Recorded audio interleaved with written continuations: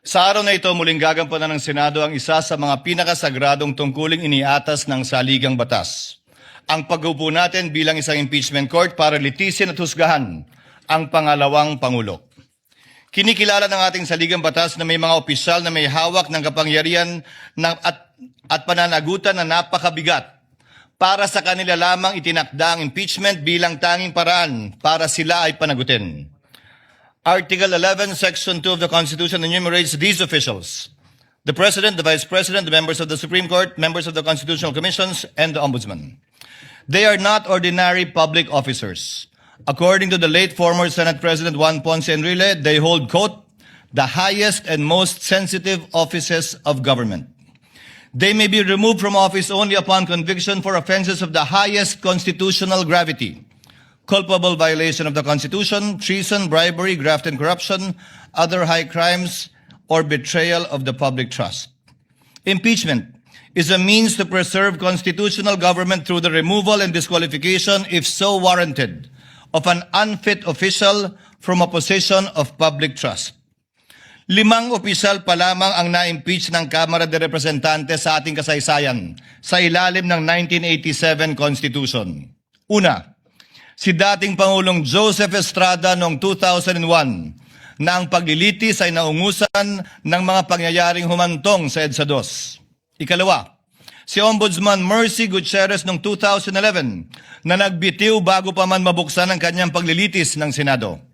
Ikatlo, si Chief Justice Renato Corona noong 2011 din na nilitis na patunayang nagkasala at inalis sa tungkulin ng impeachment court bilang punong mahistrado. Ikaapat, si dating COMELEC Chairman Andres Bautista noong 2017 bagamat nagbitiw siya sa pwesto bago pa man mapadala ang Articles of Impeachment sa Senado. At ikalima, si Vice President Sara Duterte noong 2025. Subalit ang nasabing Articles of Impeachment ay idineklara ng Korte Supremang null and void ab initio kung kaya't ito ay inarchive ng Senado.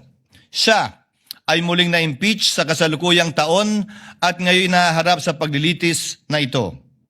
Ipinakikita lamang na maikling talaan ito na ang impeachment ay hindi isang pangkaraniwang kaganapan.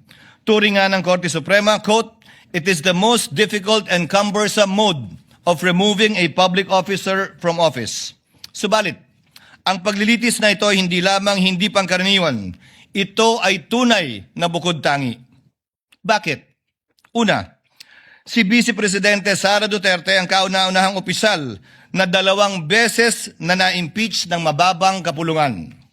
Pangalawa, siya ang kauna-unahang Vice Presidente na haharap sa paglilitis ng isang impeachment court at pangalawang opisyal lamang na halal ng sambayanan na sasailalim sa prosesong ito. Pangatlo, siya ay hinahalal ng may pinakamalaking mandatong pinagkaloob ng sambayanang Pilipino sa sinumang kandidato sa ating kasaysayan. Mahigit 32 milyon o 61% ng kabuuang boto para sa ikalawang Pangulo. Pang-apat, ang Articles of Impeachment laban sa kanya ay inendorso ng 277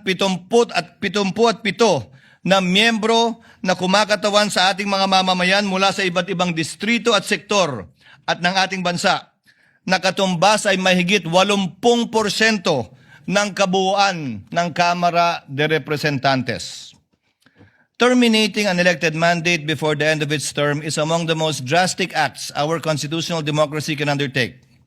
This is why the trial must be guided with prudence, tempered by caution, and marked with unquestionable impartiality. We must avoid even the appearance of impropriety and observe the cold neutrality of an impartial judge at all times. May I therefore caution my fellow senator judges, the prosecutors, the respondent, and their respective counsels and witnesses to refrain from making any comments and disclosures to the public pertaining to the merits of this trial as mandated by the impeachment rules itself. Let us heed the words of the Supreme Court that said, impeachment is not a chance to settle political scores. It is not a stage for political theater or personal attacks. Because when the focus shifts to the person rather than the alleged wrongdoing, the process loses its integrity. As presiding officer, I shall do my part to uphold the fairness and integrity of this process and shall see it through to its proper conclusion.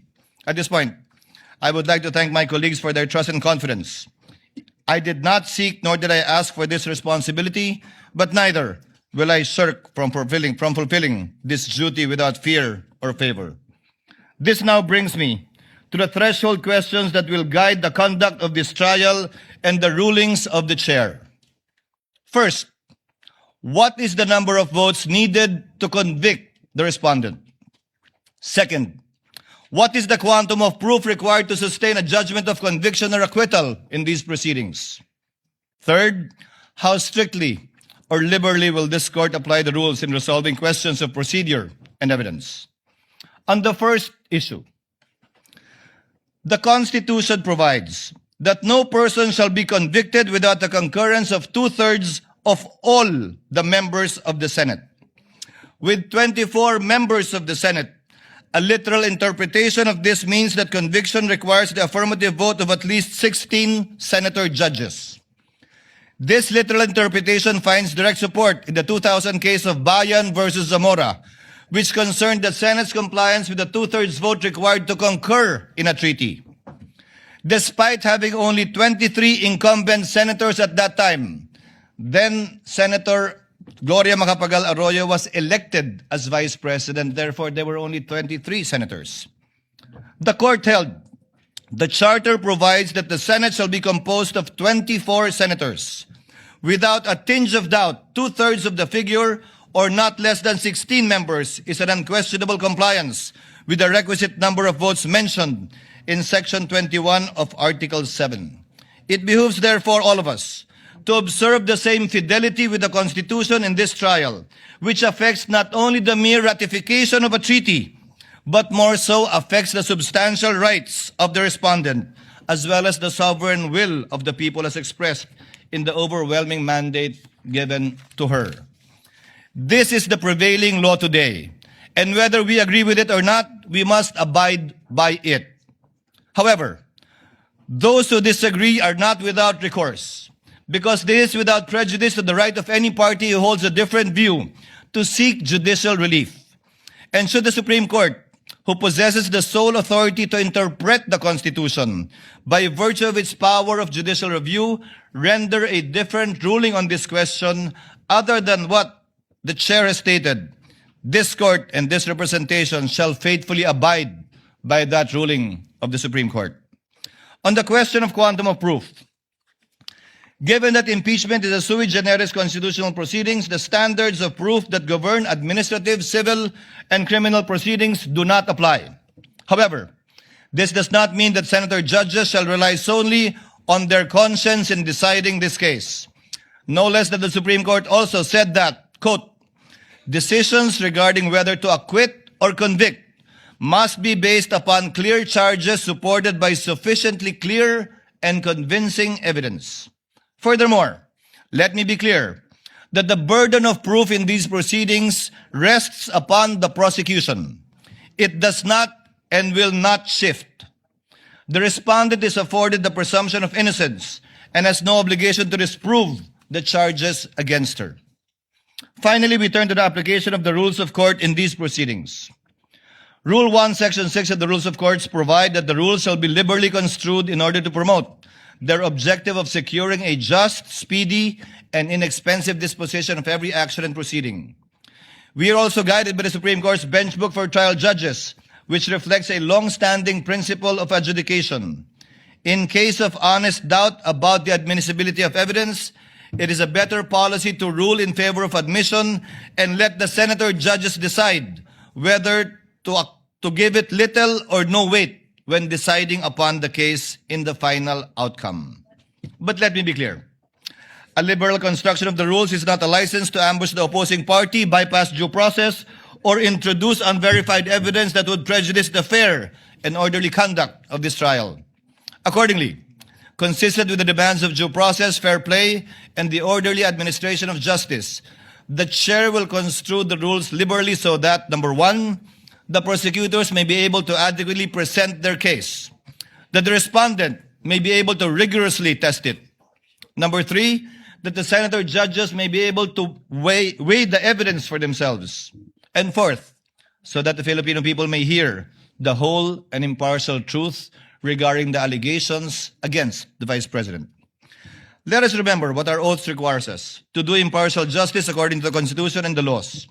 Hindi po tayo nandito upang itaguyod ang anumang pampolitikal na adyenda. Hindi tayo narito upang paglingkuran ang kagustuhan ng alinmang panig.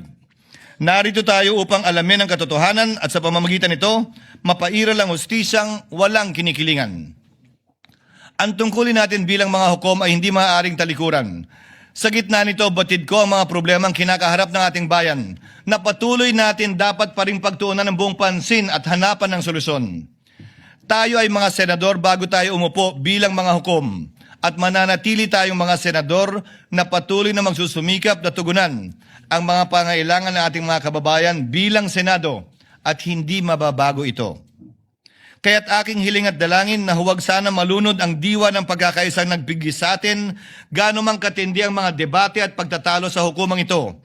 Dahil anuman ang magiging kalabasan ng paglilitis na ito, laging kinakailangan ang Senadong nagkakaisa. Dalangin ko po na sana pagkalubad tayo ng katatagan, karunungan, pagpapakumbaba at pag-unawa upang magampanan nating lahat ang ating tungkulin bilang mga hukom. Pagpalain na po lahat sana tayo ng poong may kapal. Maraming salamat.